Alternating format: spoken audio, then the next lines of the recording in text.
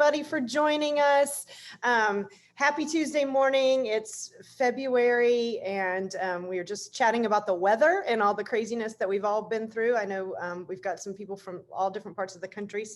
But I was telling Kelly that even we are going to have a little bit of a heat wave and it will be maybe in the 50s by the weekend. So it's supposed to rain, but we'll see. I'll take the warm weather. It'll be okay up here in New York if we can get to 50.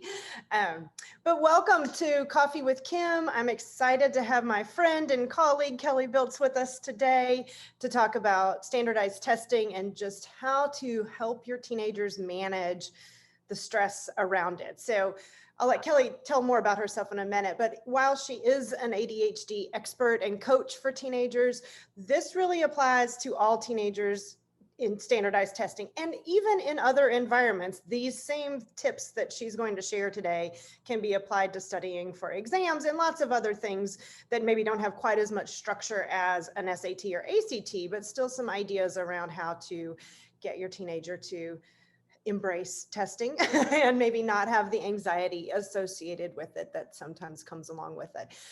We are in a webinar style format, but that doesn't mean you can't ask questions. You just won't be live on the screen if you do.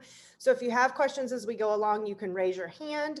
You can see the icon at the bottom of your screen to do that, or you can send a Q&A, you can send a chat. There are lots of ways to reach out to us. And as Kelly's going through the presentation, I'll monitor that so that we can catch questions as they come up. But without any further ado, I'll turn it over to you, Kelly, and hi, everyone. We'll go. Yes, hi everyone. I have to be able to share my screen. So for those of you who don't know me, there's a couple on you here who are joining who know me very well from our Charlotte days. I'm an ADHD life coach and I work with high schoolers primarily, basically helping them get ready to fly the nest. And as we all know, it's a very challenging and very critical time in their lives. And obviously the anxiety, like Kim just said, around the ACTs and SATs can get very frustrating, can get very full of, nerves and what have you, because obviously it's a very important time in their lives and making sure that they're prepared and even more importantly, like doing well on these tests. So what I'm coupling on here with what Kim said, even if you don't have a neurodiverse child at home, this will apply because it's really meant to break it down. And so much of those who have ADHD really need to break it down. But I like to position it as stress-free because let's face it, our teens have so much stress on them outside of just preparing for these tests, right? That I like to take it nice and slow and make it nice little chunks for them and make it reasonable and almost really change their mindset around it so it doesn't seem like Mount Everest, if I may, getting ready to study for the ACT and the SAT. So welcome everyone, it's lovely. And thank you, Kim, for having me here. So I'm gonna hope I can share my screen here. I think you have permission, so double check. Okay, I have trouble. Tech, so hang with me. If this doesn't, just hang with me here. Okay, hopefully we'll get this going. Okay, okay, hold on. I gotta get in my presenting mode here and present. Please let this go right. Yeah, you guys got it? Good job, girlfriend. I did it. Normally I'm the one hosting and I'm like, so this is good. Okay, so this is what we're talking about today, preparing for the, and I gotta make sure I can scroll through them. Okay, perfect. So I always like to share with you what we're going to be talking about and covering. Let me just move my little icon so I'm looking at you. So we're going to talk about preparing for the ACT and the SAT. And I have it based around a 6-week prep, which I'm going to walk you through. And I also want to just let you know when we get to a couple of these slides, they will be given to you as a PDF, which will help further support and also just have this as an additional resource for you once we get off the call today. So there's a 6-week prep that we're going to talk through, and then I'm going to visually show you what that looks like because I'm a visual person and a lot of our teens are as well. I'm going to also share coping skills and test strategies. So much of it is up here and not allowing some of this to get in our heads, right? And then we're going to talk about self-care prior to the tests, which is probably even more as important, right, Kim, as actually taking the test. 100%. having great routines and habits, and taking care of themselves before they even take the test. All right. So here, and Kim, you can help me with this and we can go back Sure. and forth. And I think I have some of this right. I think I have most of this right, but this is what's happening on an ACT test. So there's 4 sections.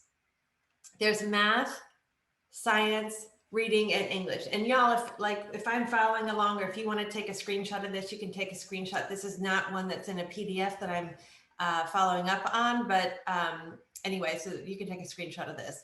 So I'm breaking.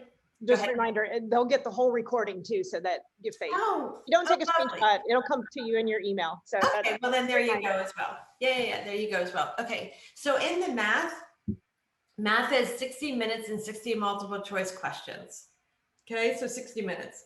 English, 45 minutes, 75 multiple choice questions. And I think that looking at that focuses more on grammar, sentence structure, punctuation, right, Kim? So not necessarily reading comprehension, but correct. Right? Yep. Okay. Got it. Oh, and then here's the reading part of it. Okay, I got ahead of myself. So then you have a reading section that's broken down into 35 minutes, 40 multiple choice questions, and that's 4 passages with 10 questions each. So then they even break that down even more. Correct. So, which is really important, right? So basically, when you think about the reading section, all right, we have four passages. We're going to read 4 passages, and they're each 10 questions. So mindset around reading, they might think, oh my gosh, I'm going to be there for an hour reading something. No, 4, maybe 3 sentences or so. Don't even know how long they are, but it can't be that long. Okay. And then science is 35 minutes, and that's 40 multiple choice questions. And Kim, talk to everyone about the optional writing portion. Sure. So when we switch over to the SAT, it is even more impactful. But right now, what is happening in the world of standardized testing is that the SAT, as of June, is going to do away with the optional essay section. So it's not even going to be available to take it as an option anymore. If you've done this as long as I have, you followed the ups and downs of the SAT and the ACT for many years. This has happened in the past. We've had the writing, not had the writing. So the SAT has decided to go back to not having the writing even as an optional section starting in June. So I predict, as do many people in my profession, that very soon the ACT will follow suit, because usually they do what the SAT does. And just as you're planning ahead right now, especially if you have students who are about to take either one of these tests this spring or into the early summer, well, if it's early summer with the SAT, the option won't even exist. If you're taking the ACT, however, my advice is to not worry about the writing. The colleges are already not requiring it. And so with the advent of it going away, it's just not going to be a point to have that score any longer on the ACT, even if they keep it as an optional section going forward. So food for thought in terms of that. Especially if writing is not your student's strong suit, then save them the stress of even doing that section. So that brings up a question from me, and I know that you and I didn't talk about it, but is there, how do you decide if you take the ACT or the SAT? Is that student decision? That's a good question. Historically, again, watching the trends over the years with these 2 tests, they used to be quite different. The SAT was always considered a reasoning test, and the ACT was much more a curriculum-based test. So what you learned in high school, you should be able to reproduce on the ACT. But the SAT was much more, can you figure out what the question is even asking you before you answer it? They have now gotten more and more to the center, where they're much more both aligned around some reasoning and some curriculum. So they are closer to being the same type of test. However, some students will still do a lot better on one than the other. Sometimes it's because of the timing. Sometimes it's the ACT has that science section. Some students love that. Some students hate that.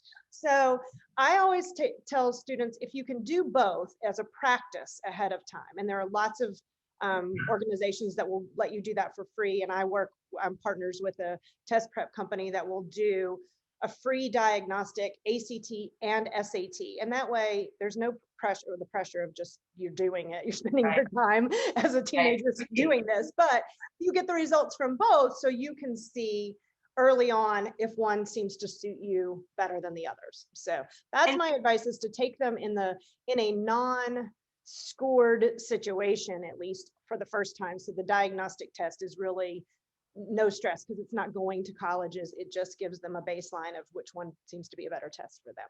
And you do can do college, that as early as even sophomore year. do colleges weigh one more than the other? No, another great question. They are equal now. There are, you tell students all the time, you're going to find your very best score, and that's what you're going to send to colleges, no matter what test it's on.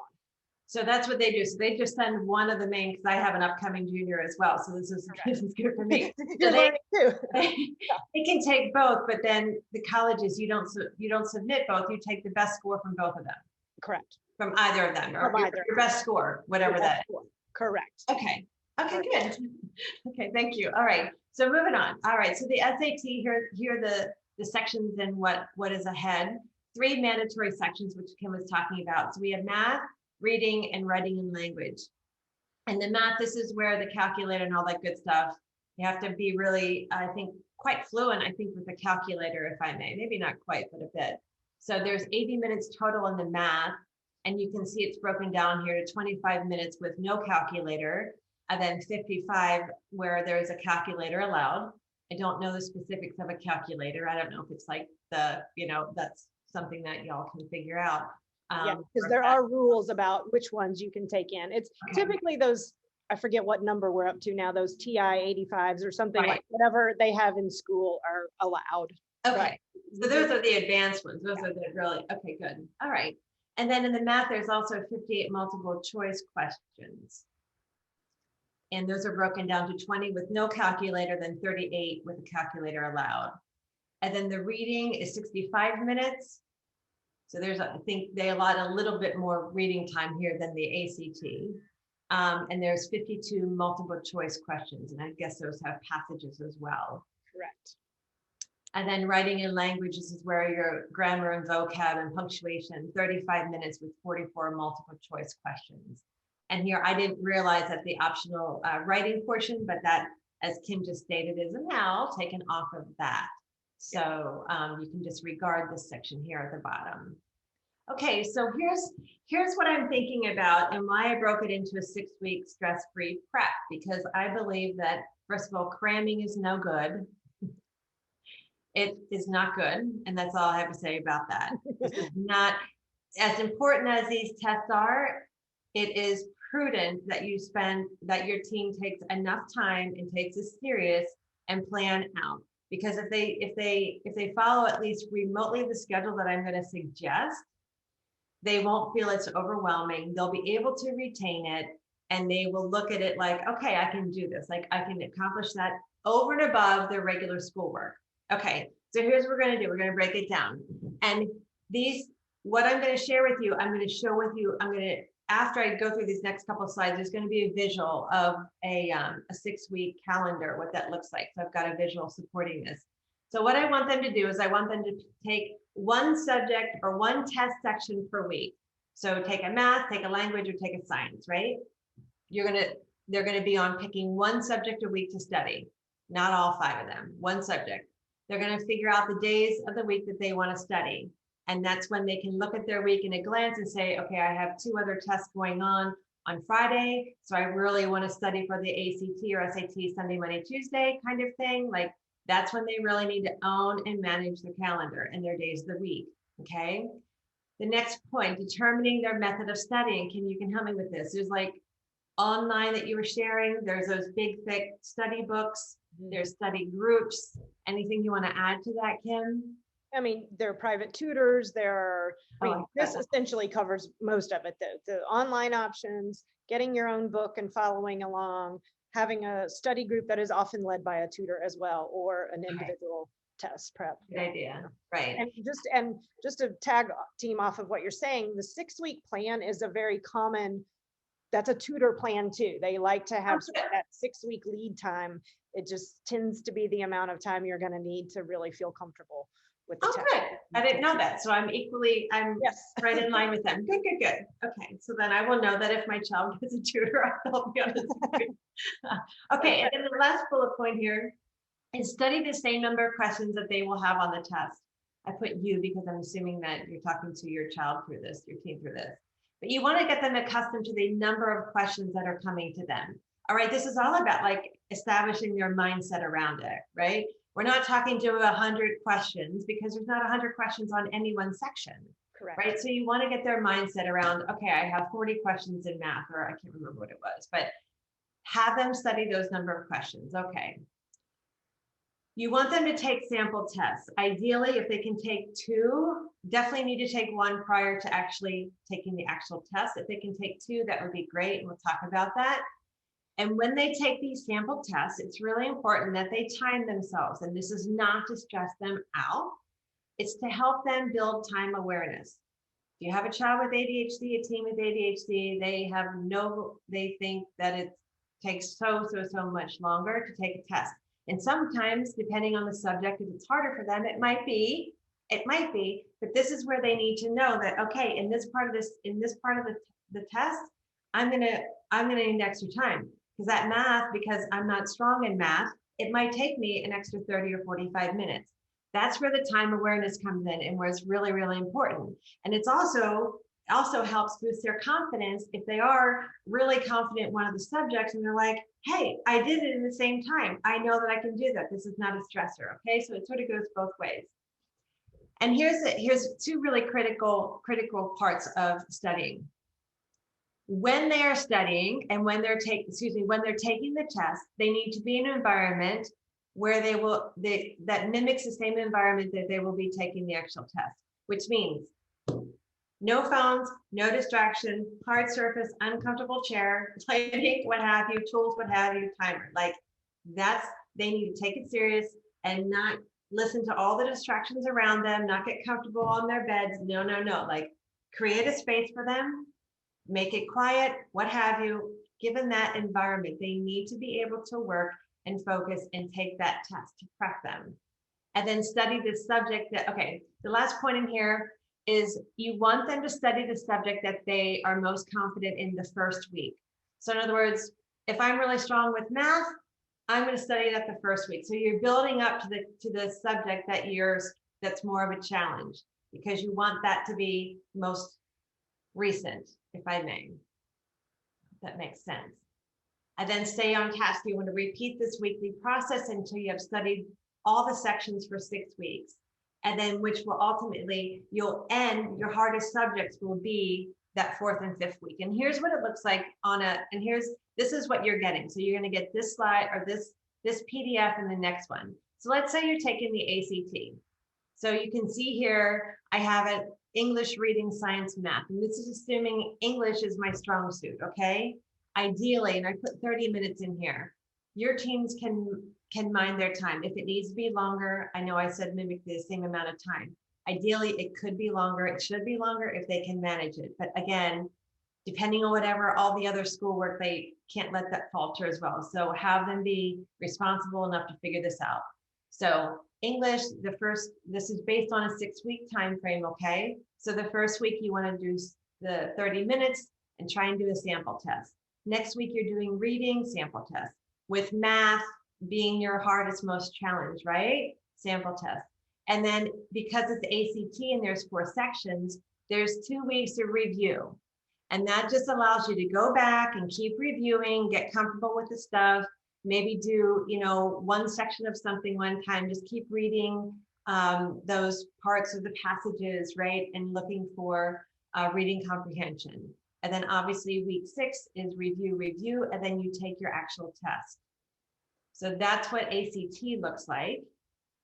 And then for the SAT, because there's 1 less section in it, you want to do, again, the writing and language, the reading and the math are the 3 subjects, if I may.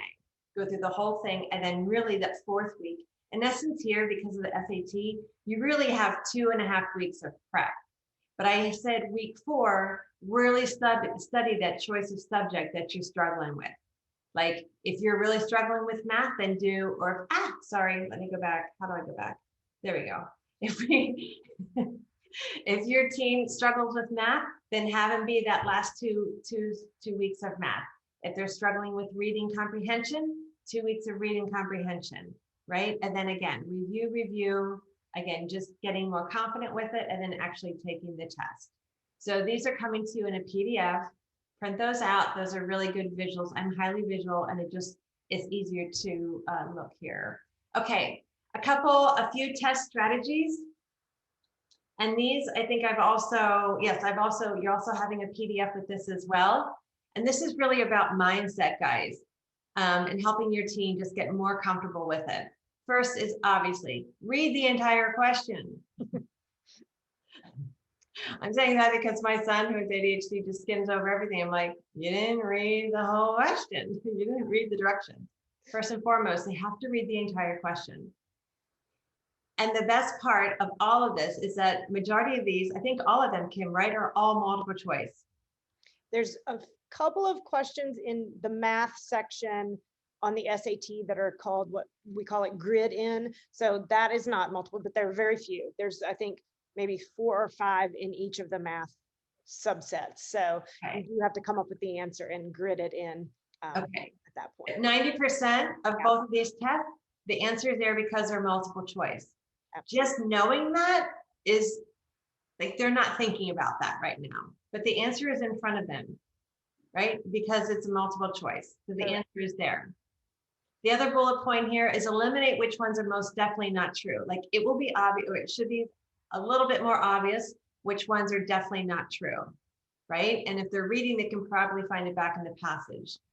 Answer the questions you know first, right? Sometimes students will get, and I think I have it down here. I don't want to get ahead of, oh yeah, the next bullet point. If you get stuck, move on and come back to it.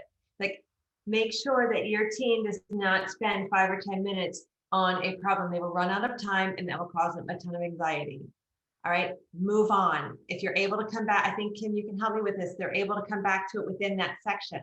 Correct. So yes, if you're working in the math section, before time is called for that section, you can review what you've done. You just can't move back to a previous section or move on to a future section. So, but within that 40 minutes or whatever your time frame is, you can go from 1 to 20 and then backwards, or however you want to operate when it comes to that. Yeah, point is, don't get stuck for 5 or 10 minutes on a question. Right. Like, go on and answer as many as you can and then come back to it within this section. Some of the answers may be revealed in the next question, right? You find that a lot in history, a lot in science kind of thing, some other reading things. The more information, the better. The more often than not, the correct answer usually contains more information. That's just a very common knowledge when it comes to test strategies. So if there's a question that has a big answer to it, chances are it's correct. Be mindful of these words: always, never, not, sometimes. Okay, and even though there's not true and false in here, but same applies. Like, the answer has to be irrefutable. So chances are, if these words are in there, chances are it's probably not the answer. Be also mindful of all the above, none of the above as well. They must all fall under these categories. So if 1 sounds good, but 2 doesn't sound good, but 3 sounds, so be very mindful of that. Sometimes it's trial and error, and don't overthink it, right? Don't overthink it. And if there are 2 answers that are true, then all the above, okay? And then when in doubt, give the best choice answer and just move on. Let me chime in here about guessing, because this differs a bit from the 2 types of tests in terms of what you should do about guessing for an answer. So on the ACT, you absolutely should always have an answer. You get points taken off for no answer, but not for a wrong answer. So you follow me? Like, if there is no answer, you get minus points. If you selected A and the answer is C, it's neutral. So that is important to know on the ACT. On the SAT, you do get points deducted for incorrect answers. However, using these multiple choice strategies, narrowing it down, and then picking the best of the 2 answers that you narrowed it down to is your best strategy for that, because you'll get points off even if it's blank, which it'll 100% be wrong if you leave it blank. And if you can narrow it down to 2 answers, at least you've got a 50% chance at that point. So important that you, as students, know the differences between when to guess and when not to guess, and how to make your best guess in the process. That's great. Thank you. Okay, then some coping skills. If you follow me on social media, I know you can too, and Trisha does, like breath, breath, breath, breath. Deep breaths in. It calms down the amygdala, which is our fight or flight, which is our anxiety little dude in our head. Not kidding. So these are coping skills you need to walk through with your team. They need to breathe. Like I was doing, I'm very comfortable with this. Every time I go live, even on my own channel, I'm sitting here and I take 5 deep breaths in, I hold it, and I take 5 breaths out. It just calms down. It calms our brain down, calms our breathing down, and lets the brain know that we've got it and to not get triggered. Breath is really, really important. So this next bullet point is critical, and I work with my teams on this pretty much weekly, is positive self-talk. Words of affirmation and encouragement that they need to tell themselves when they're in the middle of taking a test. And you might say, what do you mean by that? So what I mean by that is you can ask them, what do you need to tell yourself during the test that will keep you confident, that will keep you going, and will get out of your own headspace? You all know what I mean when I say that, right? We all get in our own headspace, and our teams can get in their own headspace. So I asked my teams, like, what do you need to keep you going for the week? What's going on? Like, what will help you stay on task? What will help you stay motivated? What do you need to tell yourself, right? If they have a little, some of my teams put it on a Post-it note, they stick it right on their laptop. They put it on their whiteboard or something. Positive self-talk has to be present. Remind them that they have planned, they have prepared for this. They have spent the past 6 weeks preparing for it. Okay, they are prepared. If they've followed it and done what they've said they're going to do, they're prepared. When you're in the middle of it's, and then the next point is tune others out. When you're in a classroom setting and it can get very distracting or maybe even discouraging when you see others go faster, when you see those who are done, do not care about them. You stay in your lane, do your thing, and tune everyone else out. True, very, very important. That environment can get really in your headspace. And a lot of this is about headspace. Have your tools, get there early, get materials ready, and get organized. And have extras. I probably should have put that. Have extras.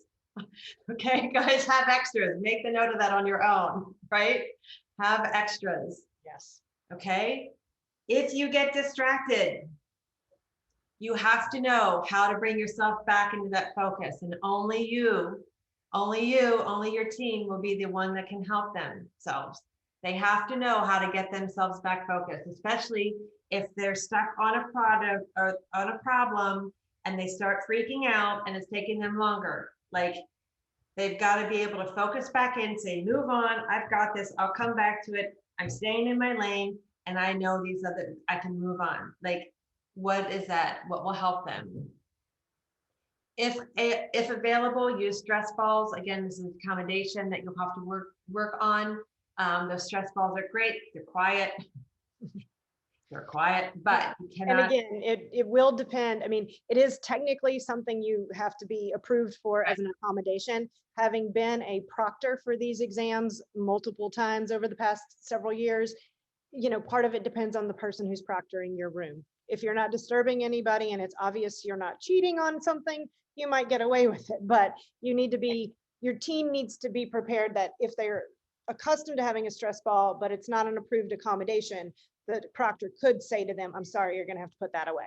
The other thing that the proctor will almost always do is stop them from clicking a mechanical pencil or a pen, because that can get distracting to others around them. But some other strategies that I've seen work, like I have seen a student hold on to, like I'm seeing the picture, it reminded me of that, the eraser, like a big pink eraser that the kid was obviously just, that was his replacement for a stress ball one of the times I was proctoring. And so I think it is also important what Kelly was mentioning about bringing extras, extra batteries, an extra calculator, plenty of pencils and pens, all of those kinds of things, because it's very stressful to watch, even as a proctor, when somebody runs out or something malfunctions, and knowing there's very little you can do because we're not typically equipped to even have extras and backups as proctors. And in some cases, they're just absolutely, a proctor is not going to help, period. So, if we had extra pencils around, I would always give one to a student, those kinds of things. But, you've got to be sure that you're planning with them to be well prepared for any possible circumstances that could arise that day. And that's something else that just always, are they allowed to have water? Can they bring water with them? They can bring water and sip it in between sections, technically. Okay. Like the last thing you want to do is spill something on your answer sheet, because that would void the entire test, but yeah. Okay. And they can bring snacks for breaks too. Right. So that's important. This also brings up another point, like, because of the ability of, there's so much distractions, like if there's any way of getting there early enough to sit in the front row, I think that would be highly just putting it out there. Yeah, I will say this, there again, proctors sometimes, like if you're following the letter of the law for proctoring, you are in charge of the room. You are actually assigning the seats to the students before they even walk in. So for example, I would always put up their names on Post-it notes. So they'd walk in and I'd say, find your name on the desk, and they would sit. And so the idea there is that it's random order. Not everybody does that though. So again, if you're still random order, if you're just getting there early and you get the first seat up front, that proctor. Good. I didn't know they had that option. Okay. Yeah. And that's also, depending on some students, that can actually also be an accommodation. So, and we'll do a whole nother segment sometime on accommodations and how to apply for all of that, because it's a whole nother ball of wax. Yeah, it's it is definitely one that I have seen a lot of, and I've helped a lot of students ask for over the years, of getting that preferential seating is what it's called, because either of hearing or distraction purposes and things like that. Right. Okay, good. Okay, so coping skill. Okay. And then self-care leading up to the test. Okay, this is super important. Health, sleep, and I know our teens do not sleep well. They sleep, they just don't sleep on the normal hours that we'd prefer them to sleep. Yeah. So if they gotta get on a better sleep schedule. Like literally, they can, the 2 weeks leading up to it, or even 10 days leading up to it, they need to have their 8 to 10 hours. And that doesn't mean going to bed at 1 o'clock. Our son goes to bed at 1 o'clock. I know how difficult that will be, but they cannot, you have to help get them on a better sleep schedule. I'm presuming most of the tests start in the morning, right? So very early. Yep. Early, right? Make sure that they have plenty of water, that they're well hydrated, even leading up. This would be like a 10-day self-care versus just self-care leading up. This should be like a 10-day. Make sure they're eating plenty of healthy foods, right? Nothing that's going to really upset them. Make sure their meds remain on schedule, super important.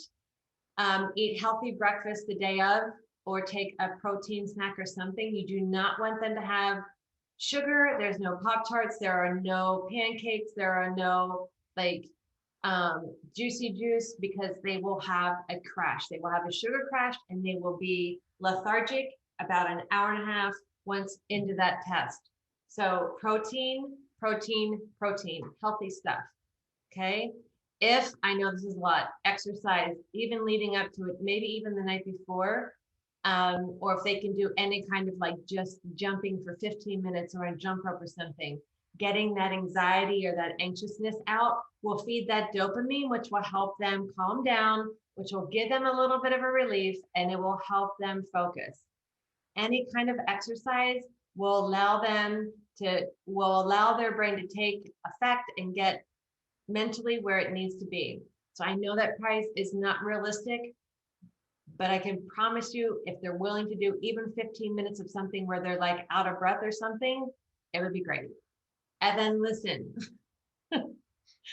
if there's any way of managing no drama, no drama, okay?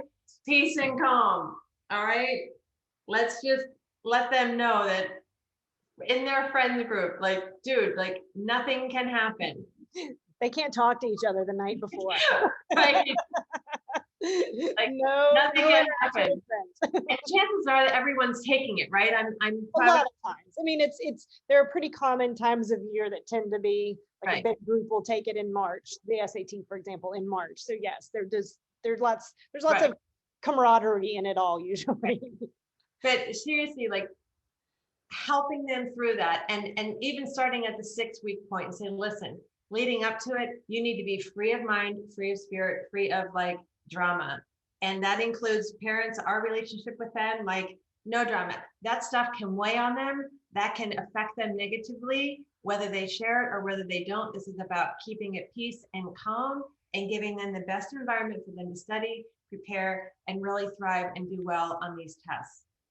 And I know that it's probably out of all of them, that's probably the most challenging one, is helping them navigate friends and friend groups and what have you, and not being sucked into, hey, you want to stay up all night or you want to stay up on the weekend and what have you. And yeah, it sounds all good, but this is also a big test in self-discipline, right? Like they need to get it together. They need to take this serious, and having that self-discipline to say, listen, I'm out of pocket for the next week. Like I got to get it together. I'll surface or I'll touch base here and there, but this is like, it's not the friend's future, it's your own future. And that's what you need to tell your teams. Like, I hope they do well, but I'm worried about my own sons, right? Right. So try and support that as best as you can, however that looks, with as least tension in the home. And then this is how you can stay connected with me. Kelly, my company, my coaching practice is called Loving Gratitude. I run a Facebook group called Parenting ADHD Teens. You can find me on IG, lovinggratitude.com, or you can email me. And that is me in a nutshell. Awesome. Stop my share and come back on here. I don't even know what time, 10:37. We do. No, we're in great shape. So we have plenty of time for questions. And while participants are either raising their hands or typing questions, let me add a couple of other things. So one thing that parents can absolutely help with is definitely the morning of. Like, you know, I have a reluctant riser in the mornings. That's what I like to call him. He does get himself up, but it is often, you know, at his own pace. And so the morning of the test, making sure that they're up, making sure that they're on time. If you have to drive them, obviously you're in charge of when you leave the house and things like that. But I see, again, from the years of being at the test center of the morning of, you know, the students who arrive late or rushing in are feeling completely scattered and lost. Plus, you're not always taking the test at your home school. So for example, when I worked at Providence Day, we would get students who came from all over Charlotte to take our test, and they weren't familiar with where to park. They weren't necessarily familiar with our actual building where we were. So they would arrive and we'd be like, go to room 101. Well, I don't even know where that is, you know? So Right. all of those other things that we can try to help them with the morning of, I think is really important as well. So that's a great, I didn't even think about that actually. So planning probably even, you know, getting out of the house even like 15 minutes earlier than you normally would, just to prepare. yes, because again, what if there's a parking issue? What if there's True, that's a great, at the school you're going to. It's also not a bad idea to do a dry run the night before or a week before, not the night before. I've had students who've had to take the test much farther from home than they would normally do. For example, like they got assigned to some high school that's 30 or 45 minutes away. I think you ought to drive it and make sure that they know where they're going, how to get there, like anything you can do to help minimize the stress. Trisha typed in the chat that my junior has had a challenging year with increased anxiety. Amen, sister. I mean, I just read an article yesterday as we were kind of preparing for this, talking about the levels of anxiety up in all of our teens across the country, given what they're experiencing with school right now. Whether that's been in-person, hybrid, remote, fully, whatever their case may be, it is certainly really a crisis in a lot of ways of what they're up against. And so I think that some of these strategies that we're talking about are now going to be even more important for students across all of the spectrum, not just our neurodiverse students who need extra help with the anxiety, because I think a lot of them are really experiencing anxiety. I think the news about college admissions this year being tougher and all of the applications being up so high also is heightening that awareness for that next class, those juniors who are hearing it from their senior classmates about, you know, their disappointments or the difficulties that they might have had this year. And so that's challenging, absolutely. And I think that's like you were saying, you and I have talked, I think like there's another pandemic going on with our teenagers, and that is the anxiety. That is the stress that they're under because of having to deal with so much just no preparation, just okay, here's what's happening, and having to adapt. And it is, I mean, I work with plenty of teens as you do as well, and you've seen it, and I see it every week, and it's really, really hard as coaches and as counselors to try and keep the morale up and help them and support them and encourage them when it's just, I don't blame them. Like, I don't blame how they're feeling. Some are still virtual and some are really, really extroverted, and they haven't spent the time that they need. They're in their life is on the screen, and it's just a really difficult, it's just a very, very, it's been a very challenging year. And I think that the effects of that is going to last a lot longer out throughout the rest of this year. That's true. That's true. So another comment, just that ADHD runs in the family, hesitated to do testing, didn't want to cause more stress around that. Not sure if maybe we ought to do it and explore accommodations. Maybe it's too late. If it's junior year, you would need to get it going soon, I would say, just because you've got to establish a baseline of using accommodations in school and then apply for the accommodations on standardized testing. So that just takes a little time over the course of a few weeks. Plus, you've got to get the testing actually completed. It would probably mean at this point that accommodations would be available for a fall test. I'm thinking spring would be too tight, and then after June there's not another test until August anyway. So I think if you planned it that way and you started that process now, it might be worth it to consider for accommodations. I think. And Kelly and I have talked about this some too with my own son. Like he also has ADHD. We don't do extended time for him because it actually makes it worse. Like he was tested, had the opportunity, and we just decided that was actually shutting him down. It did not work well for him. Now he's just a sophomore, so as we're starting to get further into the college testing, we may have to change course on that. I don't know. But right now for school-based testing, we decided not to add the time because it just was making it worse. And that has to be like that. You have to bring your teenager into it, right? And that whole decision making for accommodations and what have you when it comes to that. Sure. Every teen would be different. Sometimes adding on just like Kim's situation could be stressful, but having more time could work really well. So that's a case by case, very personal choice that needs to be advocated for with your teenager. Absolutely. Beatrice asked, is there an average number of times that students take the test, i.e. at what point does one stop retesting? And as with most things in this process, I'd always say it depends. It depends a lot on your student. Here's what's average. The average student will take the SAT or the ACT usually 3 times. So for one, at least twice, because you get the benefit of super scoring. So if you're not familiar with that, with the SAT, it's really simple since there are 2 sections, there's math and the verbal. If your math score goes up on the second test, but your verbal does not, you can super score, take that highest math score and pair it with your first verbal score to get you a higher overall composite. The ACT is actually also super scored by many colleges, not all. Actually, the SAT is not by all either, but in general, what we see with students testing is they do get better from one test to the next and typically to a third test. But at that point, there is often a plateau. There, you just get to the point of diminishing returns, like you can only improve your score so much. It also depends on where they start though. If you're a strong tester and you start out with a really high score right out of the gate, you have a lot less ground to cover and a lot less room to improve because you're already at the high end. So it varies a lot from student to student. They also get fatigued by testing so much.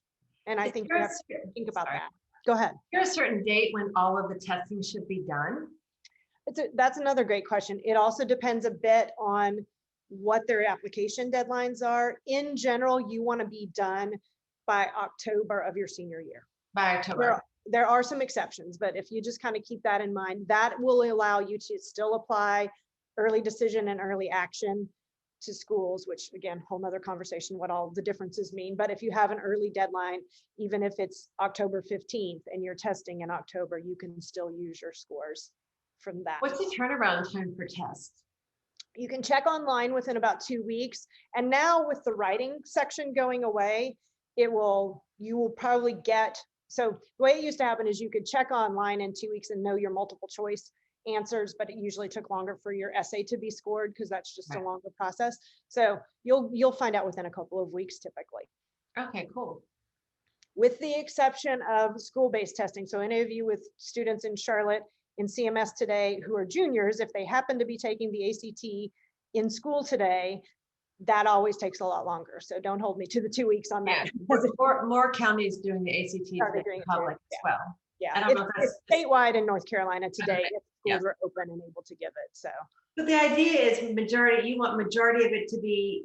You want majority of your testing junior year. Right. If you can. If you can. Yes. Right. Because if you think about October, you're only like a month and a half into senior year. Correct. So you probably want to focus more on having that accomplished in junior year. Correct. And you are very busy just doing applications in all of senior year. So that takes on a whole nother level of that you have to add. Stresses. Yes, I'm trying to avoid the word, but yes, it is that too. Yes. Okay. Any other questions from the audience? How long do you normally go? Do you normally go an hour or do you normally? About an hour, yeah. Oh, okay. Okay. Got a little bit more time if there's. I'll add one other thing, just in light of testing in general, with all the changes that we saw this past year with the colleges, most of them going test optional, meaning you didn't have to submit test scores this year if you didn't have them, if you couldn't safely take the test in your area, or in some cases, if you just were able to take it once and you weren't happy with your scores, it meant in a lot of cases, you didn't have to submit your test scores. That's not true in the state of Florida, for example. In their public university system, they held fast to the rule that they needed test scores, and a couple of other schools around the country did the same. But for the majority, tests were optional this year. The trend is still continuing into this next cycle where a lot of colleges, mostly privates at this point, have come out and said, we are not going to require tests again in this coming cycle because of the pandemic, but also, and this is pandemic related too, but because they are recognizing the anxiety that it has caused in a lot of cases for families and students. And so you have to make a personal decision. My advice at this point is if you can safely test in your area, you should take the tests. Let's see where you land in terms of your test scores. And if it turns out your student is not a great test taker, we can make some decisions about whether or not you apply test optional to certain schools. And again, very individualized process, but I've been getting a lot of questions about should we even take the test at all? If you can, and it's not going to cause too much added anxiety and stress, then I think you should. But you've got to think about your own student too, and what's best for him or her when it comes to that, because there will be plenty of options to apply without test scores if that's better for your student. I'm working with a student right now. He's a senior and he hasn't taken the ACT or SAT. Yeah. And his school said that he doesn't need to take it. And so, okay, respectfully disagree. Yeah. But anyway, and I said to him, so he's definitely obviously going to be taking a gap year. And but part of what I'm working with him on is getting his head around the fact that he should take the SAT or the ACT. Right. It's better to have it and not need it. Yeah, right. Then decide that you want to go to college in 2 years, and oh, by the way, you have to wait for a test date. Oh, by the way, you have to wait for that. Oh, by the way, like it's going to procrastinate and prolong the process. And the more you do that, the less excited you're going to be about it. You want to have all that together. So better to take it and not need it than not have it and need it. Yes. Yeah. Regardless of what the schools, depending on what the schools are.